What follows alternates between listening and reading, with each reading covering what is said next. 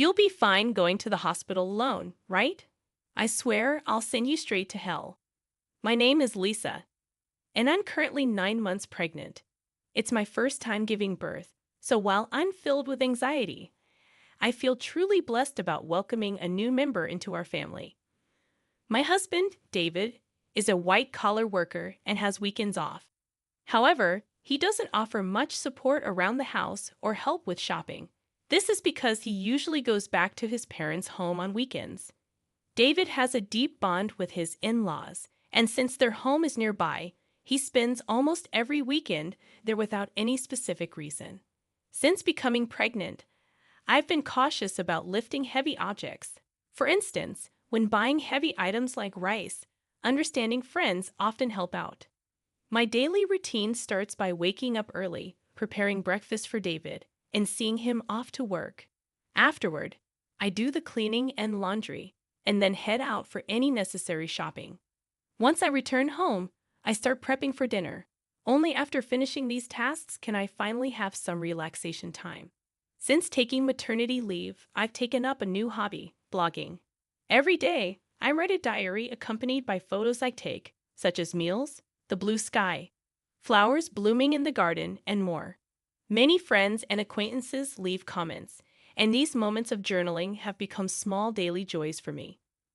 One evening, as I was preparing dinner, my husband returned home as usual. He carelessly placed his bag and jacket on the sofa, and I tidied them up, hanging them on a coat hanger. "Welcome back. I made hamburgers for dinner. I'm going to take a bath," I said. Responding curtly, he headed straight for the bathroom. 3 years have passed since we got married, and there has been little kindness or consideration from him. I occasionally wonder if this is truly what a marital relationship should be like. But I've resigned myself to it. When David returned in his pajamas, I handed him a drink. "Where's the beer?" he asked, glancing at the bar. I hinted, "Sorry, I forgot to buy it today. I'll get some tomorrow." "Seriously? Go to the convenience store now." His demeanor changed immediately, and he spoke with evident anger. I was irritated. Why was he asking his pregnant wife to do this? If you want it so badly, why don't you go get it yourself? It's hard for me to move around with this big belly. At that moment, he became even angrier and started shouting. "You're the one who forgot to buy it. It's your job to fix that mistake. Just because you're pregnant doesn't mean you get special treatment." My mother always said it's important to keep moving for the sake of health. Knowing that he doesn't calm down easily when he's angry, I reluctantly decided to go to the convenience store. Once I arrived, I bumped into Sarah, a neighbor. "Oh, Sarah, good evening." "Good evening, Lisa. Did you forget to buy something too?" "I ran out of sauce so I came here." Sarah's cheerful voice slightly lifted my spirits. "My husband really wanted beer, and he told me to buy it. Why didn't he just go himself?" That's what I said, but it didn't get through to him. "It sounds like you're having a tough time, Lisa." After walking together for a bit, Sarah and I parted ways at a crossroad. When I returned home, David was lounging on the sofa, watching TV, having not even cleaned up after dinner. "Why did it take you so long? What were you dawdling around for? Give me the beer." David's disgruntled voice and his insensitive remarks made my heart ache. However, I handed him the beer without a word and began cleaning up after the meal. How could he say such things to me, especially when I'm pregnant? I felt the urge to retort, but I didn't want another shouting match, so I remained silent. Afterward, I had my dinner, took a relaxing bath, and headed to the bedroom. The next morning, David acted as if nothing had happened. It seems he's the type to forget everything after a good night's sleep. However, I couldn't forget his words from the previous night, and I consciously ignored him. "Why are you making that face so early in the morning? Don't take it out on me. I'm heading to work now, so be a bit considerate. You know the importance of appreciation, right?" Due to what he said, I was filled with the urge to retort, "That applies to you, doesn't it?" But out of shock and disbelief, all I could do was sigh deeply and see him off. "Be careful, right?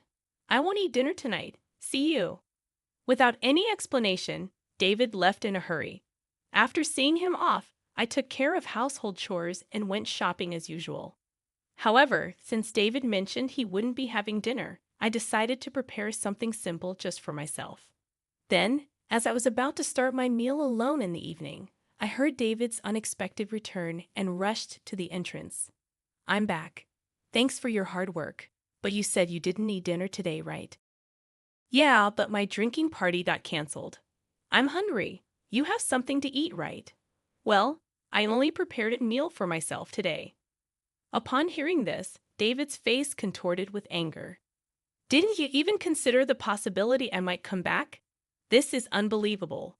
Saying that, he moved to the dining table, and upon seeing the dinner I prepared, his mood worsened.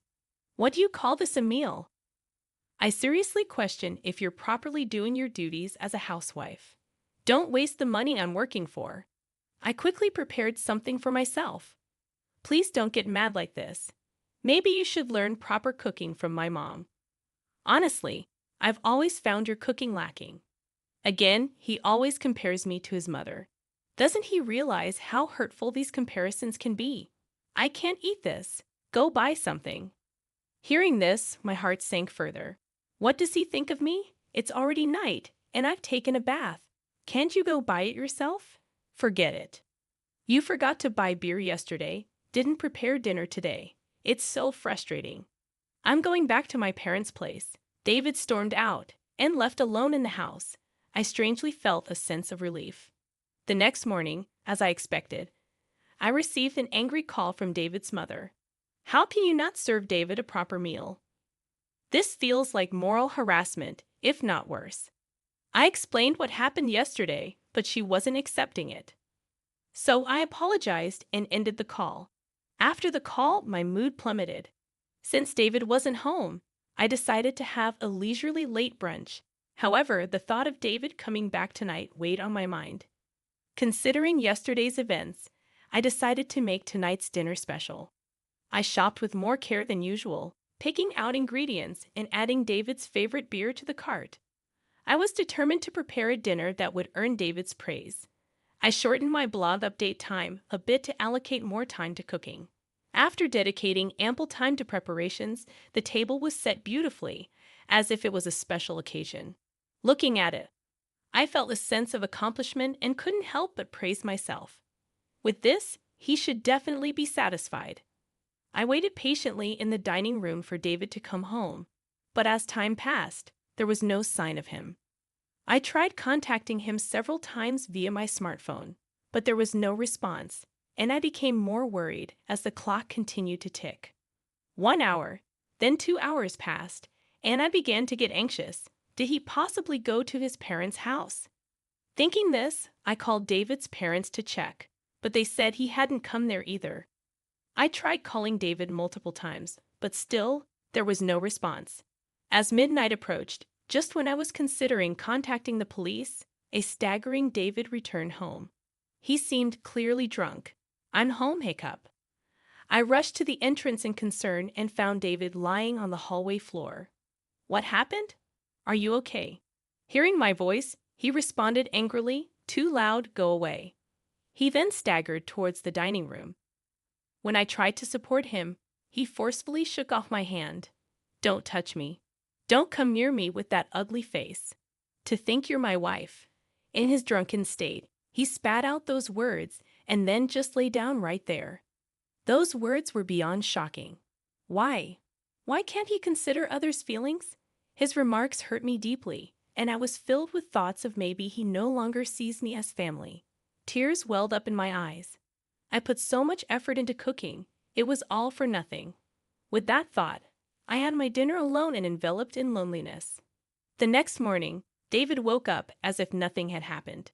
"My head hurts. I guess I drank too much." "But why did you leave me in the hallway?" "You chose to lie down there, David. It's not my fault." "Aren't you my wife? At least take care of me when I'm drunk." David's words made me wonder why he always blames me right away. If you weren't going to eat at home, you could have at least let me know. I had prepared a nice meal, and I called you multiple times. Why didn't you answer? Then David replied nonchalantly, "My drinking party from the day before got rescheduled to yesterday." Do I have to report everything? Besides, you know how hard it is to pick up the phone during a gathering. Think about my situation. With every word David said, my heart got colder and my expectations of him diminished. That way, I won't feel hurt or disappointed anymore. This thought lingered in my mind that I'm taking a break and going back to my parents' home tomorrow. Being with you lately feels unpleasant and boring. Seeing David's attitude of looking down on me made me increasingly consider the option of divorce. Our baby is due soon, and my heart races in anticipation.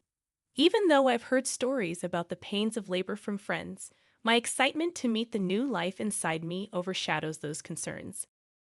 The neighbors often encourage me with words like, "It's just a little while longer," which brightens my mood. "Hey, want to go on a family trip soon after David returned home?" He made a surprising suggestion. "Really? But I'm talking about a family trip. My mom and dad want to join." I was taken aback. Why would parents make such a proposal? Tensions exist between me and David's parents whenever there's an issue concerning David. They tend to blame me, like the previous phone call incident. However, the sudden idea of a trip left me doubtful. I'm about to give birth soon, and traveling a long distance might be a bit risky. David replied, "How many times do I have to tell you? Just because you're pregnant doesn't mean you're sick. My parents are thoughtfully inviting us. But what if something happens? It'll be fine. Everything's already decided. We'll go for 2 nights and 3 days next week." "What? Next week is my due date. That's a bit. Just do as you're told. Prepare for the trip." End of discussion. David just expressed his opinion and then left the room. I'm in trouble now, I thought to myself. The next day, I sought advice from a close friend and explained the situation. She was concerned and said, "That's a bit too much." While I was contemplating how to decline the offer, the day of the trip suddenly arrived. "Actually, I'm not feeling well today. I'm worried about the baby, so I'm going to rest at home." I tried to use that as an excuse, but David didn't seem convinced. "Anyway, you can just rest in the car, and you'll be fine, right? Come on, bring a luggage. We're heading to my parents' house, so hurry up." As we headed to the car, I was worried and asked, "Is this really okay?" After loading our luggage into the car and sitting in the passenger seat, I felt warmth at my feet. Looking down, I noticed water spreading around them. "Oh my water broke." I immediately informed David. "David, I think my water just broke. Please take me to the hospital quickly." Taken aback by the situation, David exclaimed, "Are you serious?" "Yes, I'm serious. We need to go to the hospital now. The baby might be coming." While trying to clean up the water with a towel in the car, David suddenly opened the passenger door. "David, what are you doing? We need to go to the hospital. Get out, you're going to make a mess in the car." I was in complete shock. "What are you saying?" I said, "Get out. I need to clean the car." Then David forcefully pulled me out of the car. In this unbelievable situation, David said, "I can't believe this. We were supposed to be on a family trip. Just go to the hospital by yourself." I was too shocked to say anything as I called out to David, "Wait, how can you leave me here like this?" He drove away, leaving me behind. Feeling overwhelmed, I quickly dialed for an ambulance. When someone approached, asking, "Lisa, are you okay?" It was Sarah, looking concerned. Sarah immediately recognized my predicament and arranged for a special taxi, comforting me throughout. Grateful for her kindness, tears streamed down my face. Soon after, I safely arrived at the hospital, thanks to Sarah's help. On the way, she held my hand and cheered me up, staying by my side until I was taken to my room. While being transferred, I made a silent vow. I will make him pay for this. Even as labor pains grew, Sarah kept holding my hand. Furthermore, she contacted my parents, who soon arrived at the hospital and looked deeply concerned. Sarah whispered to them, "There's something I want to discuss." The three then left the room. As the labor pains intensified, my smartphone vibrated from a corner of the room. "Who is it?" I asked, and my parents responded with David's name. They looked displeased, but I took the call anyway. As soon as I answered, I heard a panicky David, "Help me." However, I was in no state or mood to converse with him and promptly ended the call. Despite my parents turning off my phone, David continued to send messages.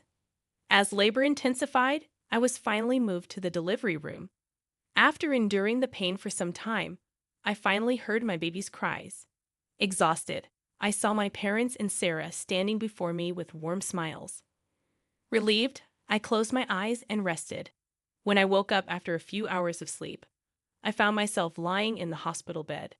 Rubbing my eyes, I noticed my parents sitting next to me, their faces filled with concern. "Are you okay?" My mother asked gently, still feeling the weight of exhaustion. I couldn't muster the energy to sit up, while my father looked teary-eyed. My mother consoled him, saying, "The postpartum period can be exhausting."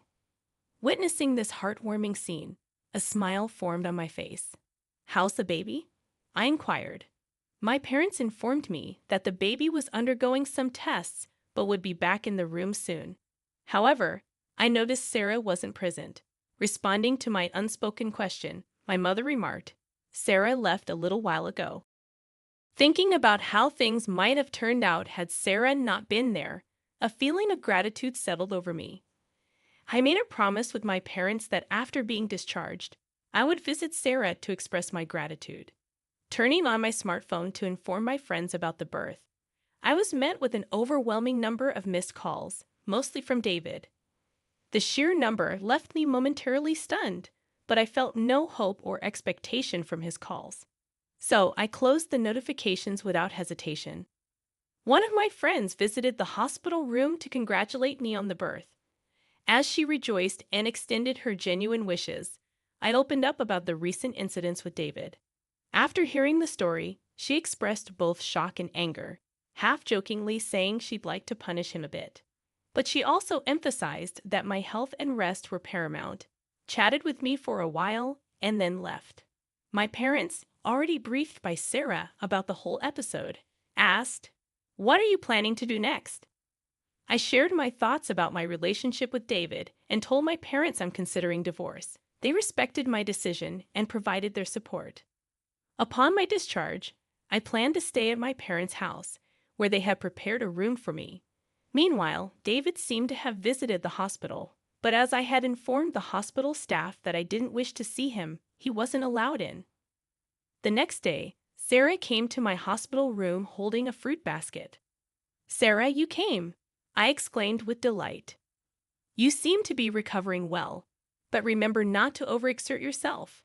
Postpartum fatigue can be quite profound," she advised.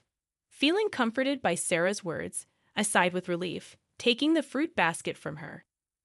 "Sarah, thank you so much for helping me. I don't know what would have happened if you weren't there." I expressed my deep gratitude as I bowed deeply. Sarah gently laughed, saying, "What's most important is that both you and the baby are healthy. I just want a small hand. Regardless, I'm forever grateful. Once things settle down, I'll come over to thank you properly." Sarah laughed warmly in response. "You know, I've talked to my husband about what happened. He seemed quite furious."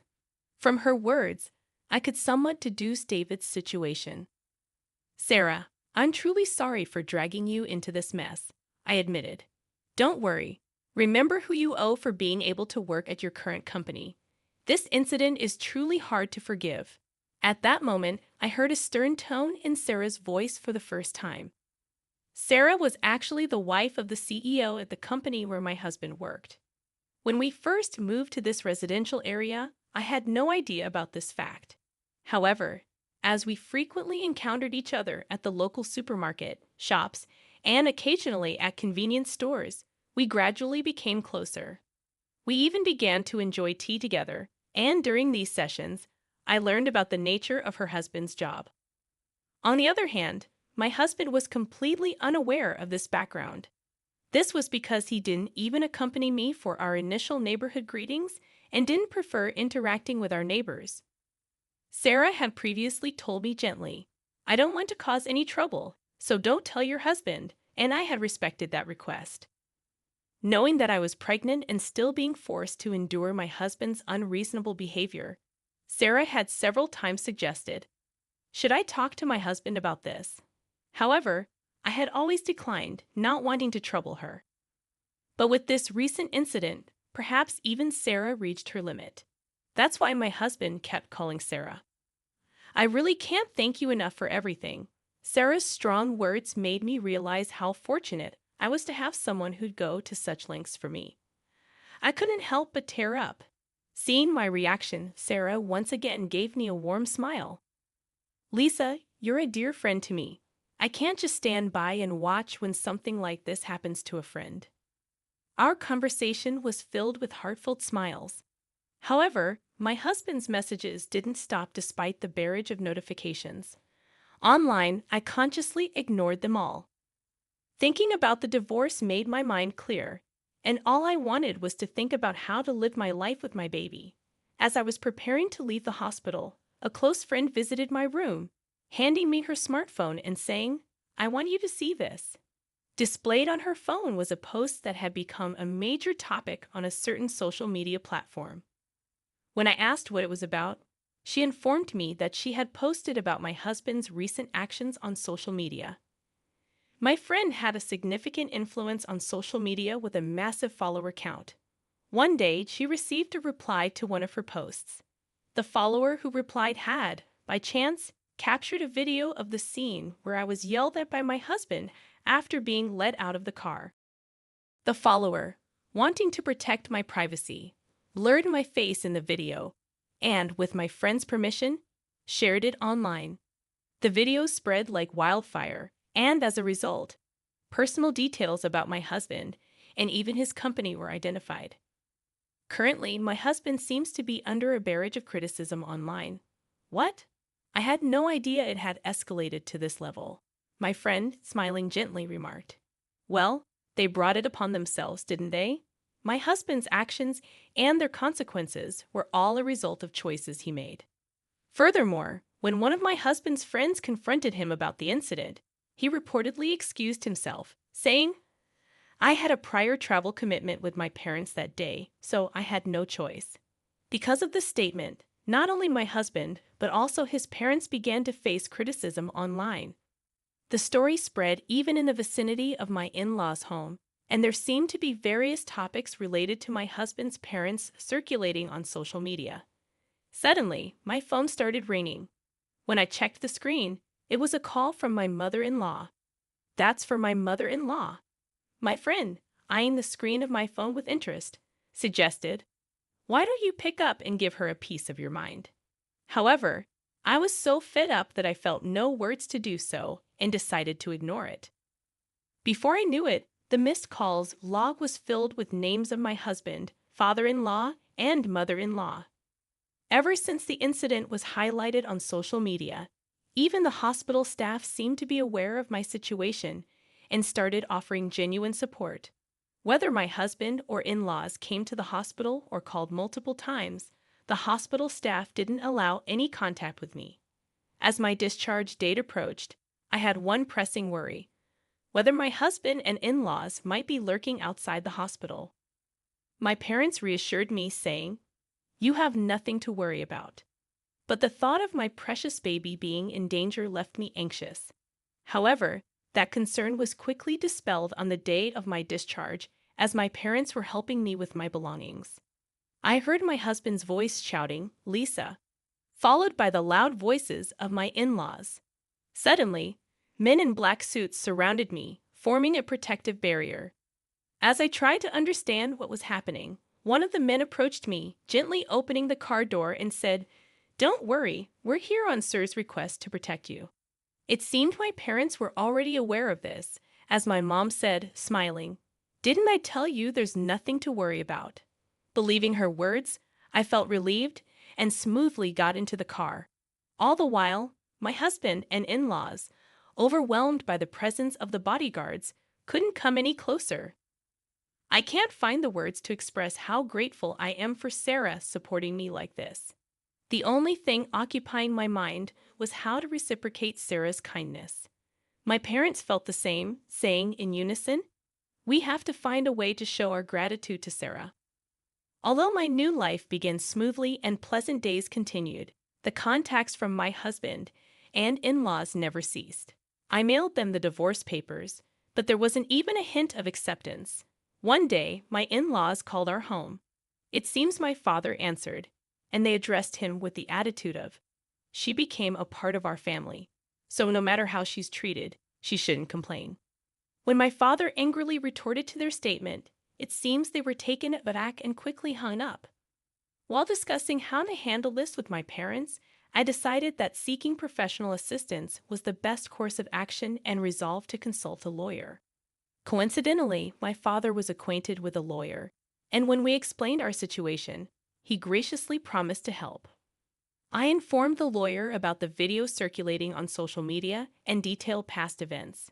When the lawyer reached out on our behalf, my husband was initially taken aback. However, over time, he became defiant. "We'll solve marital issues ourselves. We don't need a lawyer," he argued in a fled tone. However, the lawyer calmly responded, "I'm acting upon Lisa's request. Any future communication should be directed to me. It's up to Lisa, my client, to decide whether or not she wants to involve a lawyer." My husband was at a loss for words, though initially refusing to divorce. When mediation and the possibility of a court case were suggested, the word court seemed to shake him, and he reluctantly agreed to the divorce. I have no interest in the child and have no intention of seeing them in the future, so I don't see why I should pay child support. As for property distribution, I did nothing wrong, he claimed irrationally. The lawyer calmly explained from a legal perspective, but my husband still seemed unconvinced. "In that case, it seems we'll meet in court," the lawyer suggested. My in-laws, who were listening nearby, appeared to panic and immediately agreed. When I was informed of this by the lawyer, I was shocked that I had ever married such a man. I had been communicating with Sarah since returning to my parents' home, and when I told her about the recent events, she playfully and gleefully suggested, "How about seizing your ex-husband's retirement pay? Garnishment is one way, right?" Feeling overwhelmed by Sarah's astuteness, a while later, I was contacted by the lawyer who conveyed that my husband wished to apologize in person. Wanting a satisfactory conclusion, I agreed to converse over the phone under the supervision of the lawyer. The day of the scheduled call arrived. On that day, I was accompanied by my parents and the lawyer. From the other end of the line, I heard, "Finally, you answer. Apologize now, and I'll forgive you. So come back home. Let's be a couple again. The house is a mess. I might lose my job, and everyone's looking at me coldly. All of this is your fault, so take responsibility." He continued to bombard me with accusations. Without being overwhelmed, I calmly chose how to react. When he said, "See, you can't even reply properly, truly a woman with no redeeming qualities," I finally responded, "Just so you know, this conversation is being recorded. I'll keep it as evidence. Goodbye." Hearing this, my husband's voice revealed his shock. "Wait, you recorded it? That's not fair, right?" I was joking. "I'm sorry. I can't live without you. Let's start over. We truly loved each other, right? I promise I'll try harder from now on." After hearing those words, I immediately hung up the phone. With the recorded data in hand, I handed it to the lawyer and asked, "Can you utilize this audio as evidence?" Shaking his head in disbelief, the lawyer remarked, "He truly is an incorrigible man." My parents, feeling the same as me, had firmly decided to sever ties with him. Seeing his behavior filled them more with astonishment and disappointment than anger. At some point, I realized I was slightly enjoying this drama, clinging to the little devilish side of me that emerged. The divorce procedures with my husband concluded smoothly. Both the property distribution and child support agreements went forward without a hitch, and the turmoil began to subside. Due to the information Sarah shared with her husband, the president of my ex-husband's company, he was promptly disciplined. The president, known for his family-oriented values, believed that an employee who couldn't protect his family couldn't be trusted by the company. David lost his job, couldn't make housing loan payments, and returned to his parents' home. His reputation was tarnished by the viral video, and he struggled to find stable employment, barely making ends meet with short-term part-time jobs. Rumors spread about his parents too, and according to reports from Sir's friends in the neighborhood, they seemed to live in perpetual unease. The cold societal judgment they faced, which exceeded my expectations, made me think that, surprisingly, this ostracization might be harder for them than any legal repercussions. With most matters settled and my health recovering, my parents, my baby, and I visited Sarah's home to express our gratitude. Both Sarah and her husband seemed genuinely happy and doted on my baby, making us feel warm and welcomed. After that, Sarah and my mother became close friends. Similarly, Sarah's husband and my father got along very well, and our families grew close. Furthermore, Sarah and her husband's son was around my age, and to everyone's surprise, our relationship began to develop in an unexpected direction. A few years later, the idea that I might actually become a part of Sir family was something no one could have ever predicted. Life truly is full of surprises.